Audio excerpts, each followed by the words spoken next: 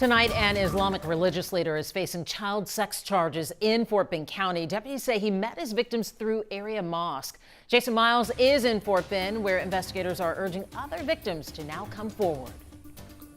I'm told the suspect was arrested after leaving this mosque at Highway 6 in Beach Nut. He's not only facing criminal charges, but possible deportation as well. This peaceful place for prayer may have been where a Fort Bend County man met alleged victims in a sex crimes case.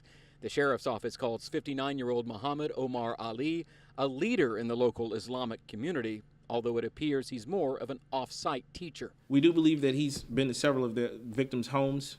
It's part of what he does. He goes to people's homes and teaches Quran lessons.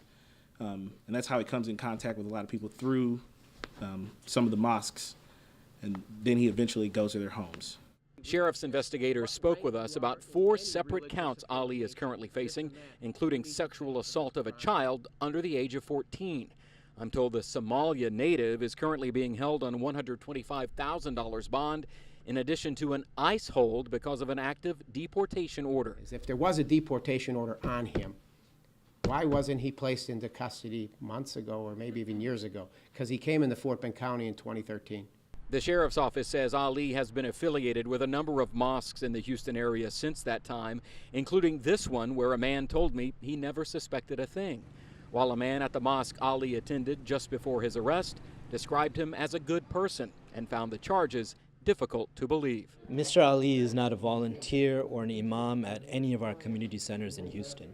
Muslim community advocate Sharik Ghani wanted to clear up any confusion over Ali's position. Just as any person who visits a church, a synagogue, or a mosque, Mr. Ali probably visited mosques in the Houston area and may have encountered people in the mosque and offered his services. Investigators hope religious or cultural differences don't keep other alleged victims, whom they definitely believe exist, from coming forward. We got a statement from the Islamic Society of Greater Houston this afternoon, which reads in part, quote, ISGH leadership takes the safety of our community very seriously and has implemented strict background check measures for all of our employees and any volunteers who work with children.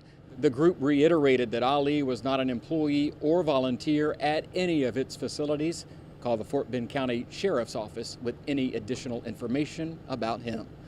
Reporting from the Mission Bend area, Jason Miles, KHOU 11 News.